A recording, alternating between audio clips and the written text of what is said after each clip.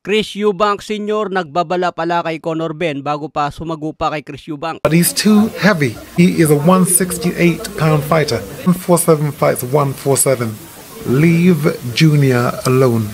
Ayan mga tol, sinabi niya leave Junior alone. Dahil mabigat daw si Eubank, pang 168 pounds ang timbang. At dapat lumalaban ito sa super middleweight. Sa timbang dapat ni Canelo ito lumalaban. Pinilit na lang daw ni Eubank bumaba sa 160 pounds laban kay Conor Benn. Kaya nag-overweight pa si Eubank ng 0.5 pounds. Pero sa mismong laban, tumingbang naman ito ng 169 pounds. Malaki kasi ang pagkakaiba ng normal na timbang at nagpabigat lang para umangat ng dibisyon. Kaya hindi tumalab ang lakas ni Conor Benn dahil 168 pounder ang nakalaban. Mas ramdam ang lakas ni Benn sa 147 pounds laban kay Jaron Ennis o kaya kay Mario Barrios. Kaya dapat bumalik na lang si Benn sa 147 laban sa mga champion. Pwede rin makalaban ni Benn itong si Ryan Garcia o kaya si Devin Haney. Dahil sa ranking ng WBC, number 1 si Haney at number 3 si Conor Benn. Sa WBA, number 3 si Ryan Garcia at number 5 naman si Conor Benn. Kaya posibleng magtapat ito sa welterweight. Walang pupuntahan yan mga tol, lalo na kung tuloy-tuloy ang panalo ni Benn sa 147. Sa iba pang balita, Terence Crawford, magagaya daw ito kay Conor Benn. Hindi rin tatalab ang lakas ni Crawford dahil aakyatin niya si Canelo sa 168. Hindi niya nagawang saktan si Israel Madrimov sa 154. Mas lalo na kay Canelo na bakal ang panga at demasong kamao. Ayon niya kay David Benavides, hindi raw sapat ang skill ni Crawford laban kay Canelo. Kailangan daw matigas ka rin at may lakas.